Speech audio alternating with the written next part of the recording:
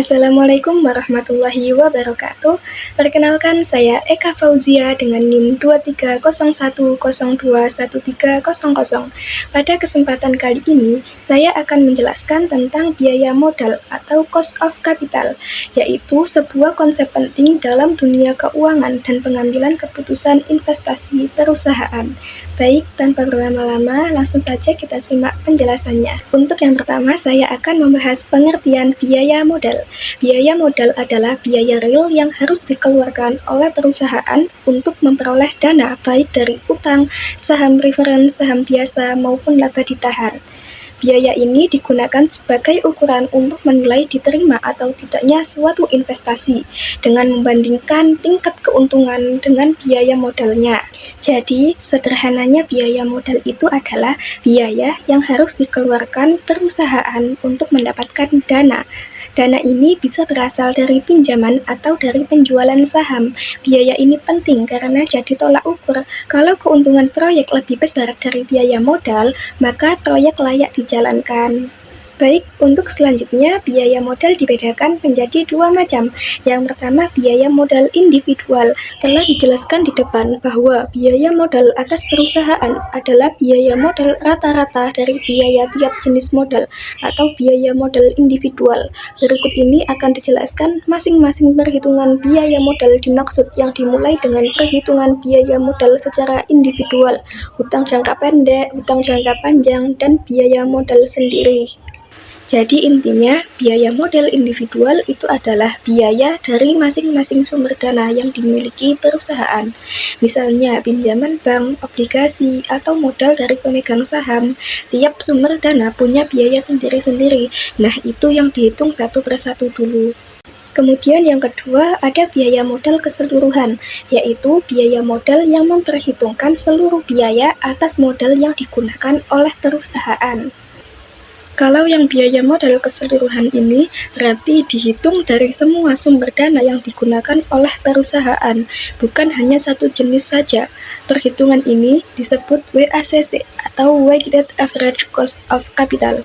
Nilai ini mencerminkan rata-rata tertimbang dari biaya utang dan ekuitas dan digunakan perusahaan untuk menilai apakah suatu proyek investasi layak dilakukan atau tidak. Jika hasil investasi lebih besar dari WACC, maka proyek tersebut menguntungkan. Nah, di sini akan saya bahas satu persatu tentang biaya modal individual. Yang pertama, biaya modal hutang jangka pendek, yaitu hutang yang jangka waktu pengembaliannya kurang dari 1 tahun. Hutang jangka pendek terdiri dari hutang perniagaan atau trade accounts payable, hutang wesel, dan kredit jangka pendek dari bank. Rumusnya yaitu K1 sama dengan KB dikalikan dengan 1 dikurang T, di mana K1 sama dengan biaya hutang jangka pendek setelah pajak, K sama dengan biaya hutang jangka pendek sebelum pajak yaitu sebesar tingkat bunga hutang, kemudian T sama dengan tingkat pajak. Kemudian yang kedua, biaya modal hutang jangka panjang, yaitu biaya hutang yang ditanggung oleh perusahaan yang menggunakan dana hutang tidak lain adalah sebesar tingkat keuntungan yang disyaratkan oleh investor atau pemilik dana. Rumusnya yaitu K sama dengan I ditambah dalam kurung N dikurang NB dibagi N, kemudian dibagi dengan dalam kurung NB ditambah N dibagi 2, di mana I sama dengan bunga hutang jangka panjang atau obligasi 1 tahun dalam rupiah, N sama dengan harga nominal obligasi atau nilai obligasi pada akhir umurnya, NB sama dengan nilai bersih penjualan obligasi, dan N sama dengan umur obligasi. Jadi, biaya modal hutang jangka panjang membantu perusahaan mengukur apakah utang itu layak diambil atau terlalu mahal, dan itu sangat penting dalam menentukan cara pembiayaan yang paling efisien. Untuk selanjutnya yang ketiga yaitu biaya modal saham preferen, yaitu biaya real yang harus dibayar apabila perusahaan menggunakan dana dengan menjual saham preferen. Rumusnya yaitu KP sama dengan DP dibagi PO, di mana KP yaitu biaya saham preferen, DP yaitu dividen saham preferen, dan PO yaitu harga saham preferen saat penjualan atau harga proses.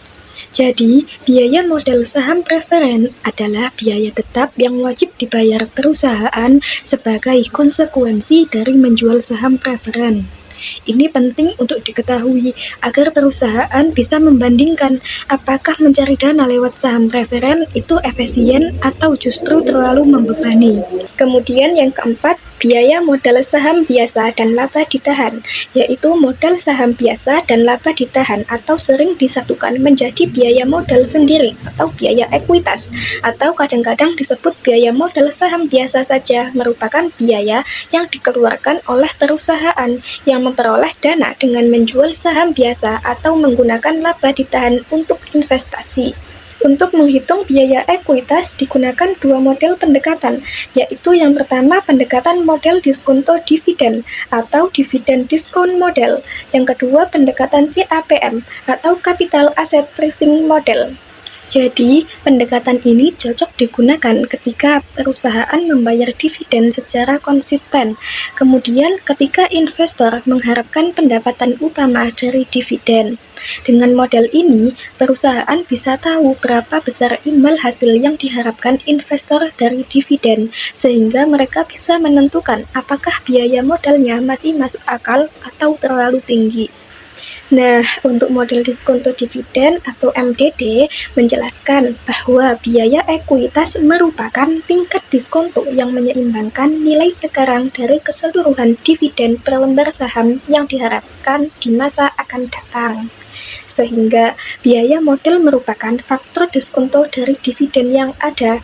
Rumus pendekatan ini yaitu KE sama dengan D1 dibagi P0 ditambah G, di mana KE yaitu biaya ekuitas, D1 yaitu dividen yang diharapkan tahun depan, PO yaitu harga saham saat ini, dan G yaitu tingkat pertumbuhan dividen. Untuk selanjutnya, pendekatan CAPM atau Capital Asset Pricing Model.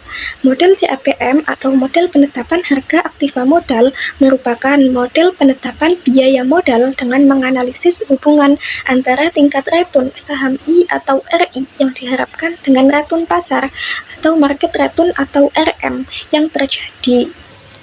Menurut buku yang saya gunakan sebagai sumber, rumus CAPM ditulis sebagai RI sama dengan RF ditambah dalam kurung RM dikurang RI dikali beta I.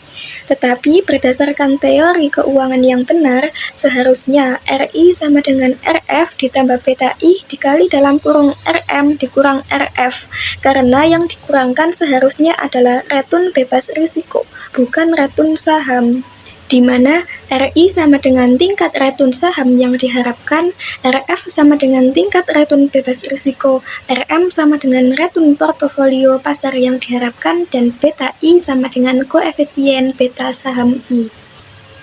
Nah, kemudian untuk selanjutnya biaya modal keseluruhan. Seperti yang sudah saya jelaskan sebelumnya, bahwa biaya modal ini memperhitungkan seluruh biaya atas modal yang digunakan oleh perusahaan. Konsep biaya modal perusahaan secara keseluruhan atau overall cost of capital bermanfaat dalam kaitannya dengan penilaian usulan investasi jangka panjang.